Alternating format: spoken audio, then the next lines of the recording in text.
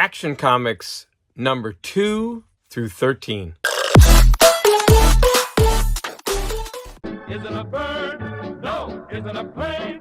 No. What is it? It's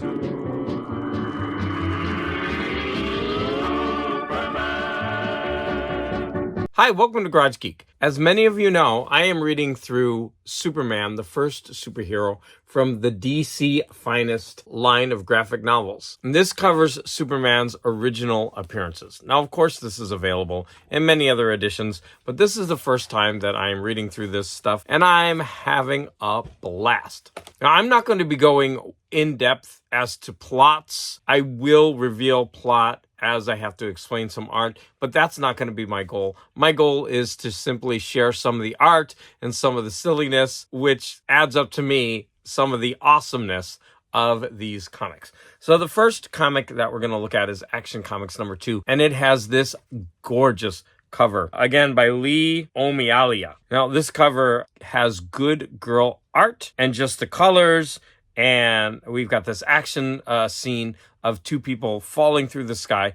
They are using a parachute, but the parachute is almost invisible. And so it looks like they're hurtling to their death while two airplanes are battling it out. It's a pretty cool action scene. We come to Superman, and he's in the middle of terrorizing a gentleman that he wants information from. That ended Action Comics number 1. After terrorizing him, Superman lets him go. And then we got this great scene where Superman jumps up on top of the Washington Monument in order to get his bearings. I've never seen that Superman would need to fly up to the tallest point in order to look around, in order to go where he's needed. We have this great panel that's cut in half where two men are on the phone. One of them is the man that he just terrorized. But there's this funny piece of art where in the bottom, the man's phone looks like it's some giant snot, and that's being kind. It looks like something else going into his mouth. It's very strange. Some thugs shoot Superman, and Superman is really flippant in these comics. It's pretty funny. He says,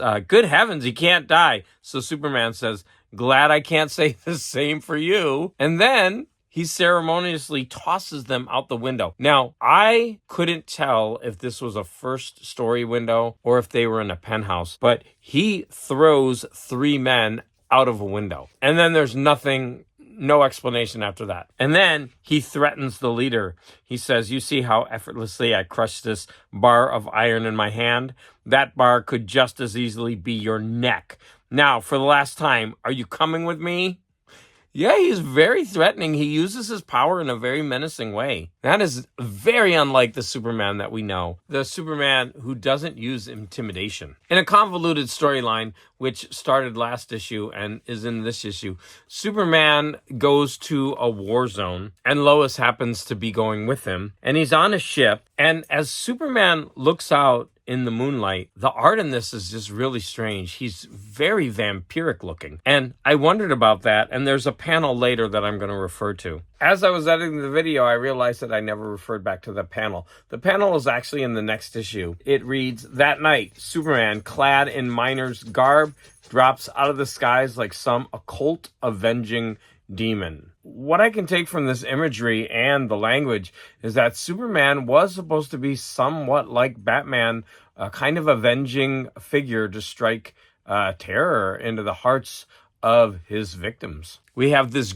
I just love the colors of these backgrounds. We've got this pink panel where Superman subjects the toughs to the severest thrashing of their lives. He's just beating people up, throwing them out of windows. It's pretty hilarious. Superman joins the army of the country that he's in, and he's undercover as a soldier. Now, there's some beautifully drawn scenes, but ultimately he forced the man to go to the war zone because he wanted him to see what the munitions that he makes, how it affects real people. Initially, he was very cold and he didn't care. But now that he's in the battle, he says, this is no place for a sane man. I'll die. And then Superman, in his guise as a soldier, I see when it's your own life that's at stake, your viewpoint changes.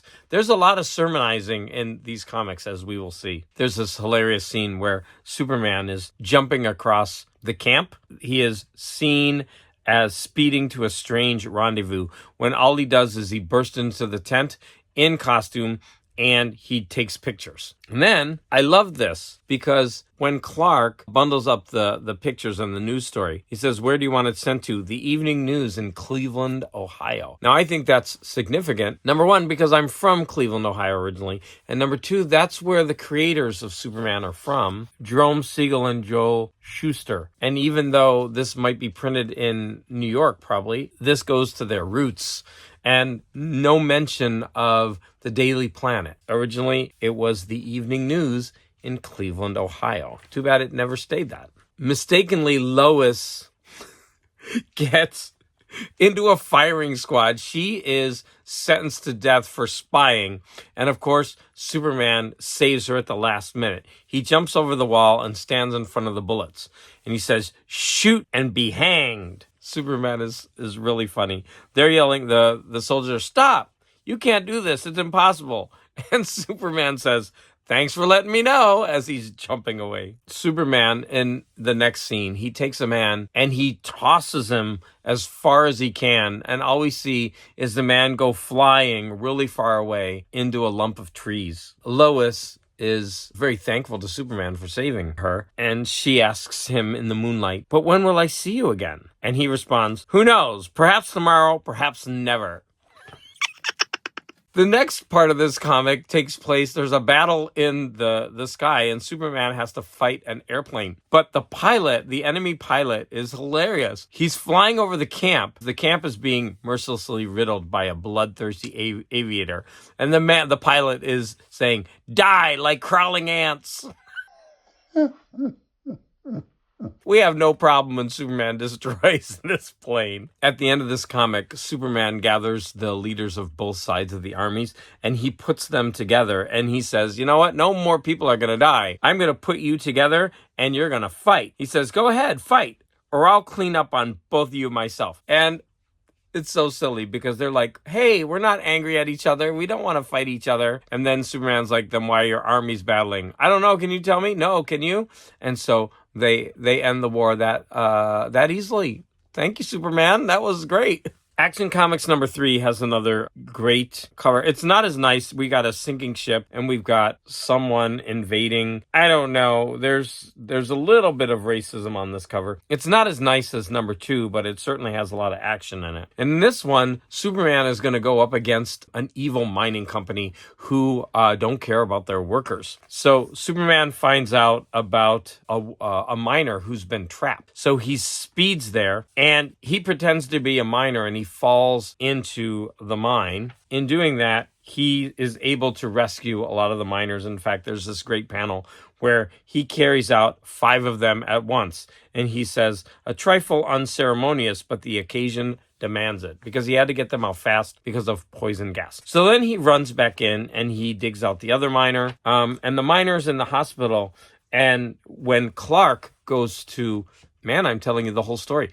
So when Clark goes to interview him, the miner says, Clark says, you mean to say the owner disregarded the mine's dangerous conditions? And the miner responds, yeah, but we no quit. Got wife, kids, bills. So back we go to mine and long hours and little pay and maybe to die. So once Clark hears about this, he is going to be on a tirade against this miner. He goes to a party. There's this really lush party where the head of the mine is just a jerk. And he recommends to the whole party, hey, why don't we go party down in the mines?